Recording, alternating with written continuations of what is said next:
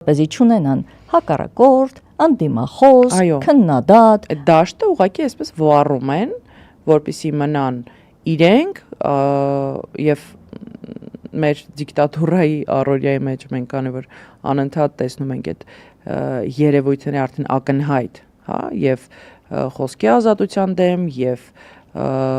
արժեքների դեմ, եկեղեցու դեմ, իդեպ երբ որ վեհափառին թույլ չի տալիս քննիչը մասնակցել Վրաստանում, հա, Իլիա II հողարկավորությանը, դա արդեն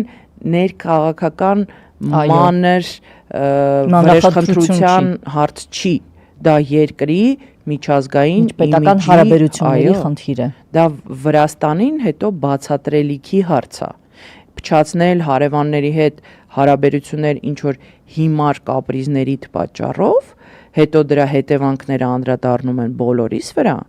Ես չեմ խոսում ենք ինչի են օրինակ անցակետերում մեր բեռնատարները կուտակվում, ինչի են վրացական իշխանությունները տեխնիկական խնդիրներ ստեղծում, այսպես մանր բաներից է առաջանում։ Այո։ Այսինքն մենակ բան չի է, պետական այցով գնալ այնտեղ բան նվագել, խինկալի ուտելն իր հերթին, քո այդ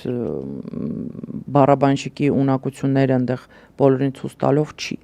Նաև դա դրսևորվում է այս երևույթներով։ Սա սիգնալներ են, որոնք այլ երկրների ղեկավարներ, հոգևոր կառույցներ ընկալում են որպես բացասական դրսևորում, բացասական վերաբերմունք Հայաստանի իշխանությունների կողմից։ Այսինքն դա անհարգալից վերաբերմունք է առաջի հերթին հարևան երկրի հավատացյալների եւ իրենց կրոնական առաջնորդի մահվան վերաբերյալ։ Ես հուսով եմ Վահագն Խաչատրյանին չեն ուղարկելու այնտեղ էլի սելֆի անի դագաղի մոտ, գոնե այդքան կֆայմ են։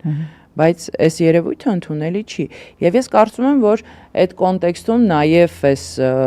տիրադավերի արդեն հերթով տենց փոշմանելու եւ տարբեր շրջանակների Ես էլ եմ նկատել, ուղղակի ոչ ամբողջական ծավալն եմ տեսնում, բայց տեսնում եմ մեկ ու մեջ, մեկ էլ ստացվում է, որ չէ իրանք այդ նկատի չունեին, չէ իրանք հանգստի են գնում, չէ իրանք այլևս չեն սատարում։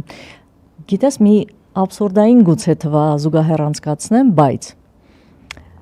այն ինչ տեղի ունեցավ եկեղեցու դեմ հարձակման եւ այն ինչ տեղի ունեցավ Իրանի դեմ հարձակման հետ։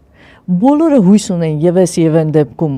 որ դա շատ արագ կավարտվի, շատ շուտ կհասնեն հաջողության, երկու դեպքում էլ ինստիտուցիոնալ ռազմավարությունը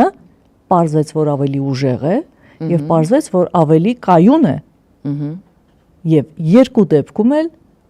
երկու ինստիտուտներն էլ, մեկը պետական, մեկը կրոնական, հազարամյա փորձով։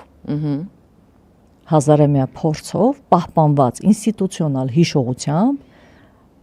հստակ ընկալումով ինչի համար դու գոյություն ունես եւ ինչի համար ես դու որոշել, որ այսուհետ եւս պիտի գոյություն ունենաս։ Եվ առահատ է ստացվեց թե այն դեպքում։ Չգիտեմ, որքանով է գեղեցիկ նմանատիպ զուգահեռներ անցկացնելը, բացարձակ, это не научно, абсолютно։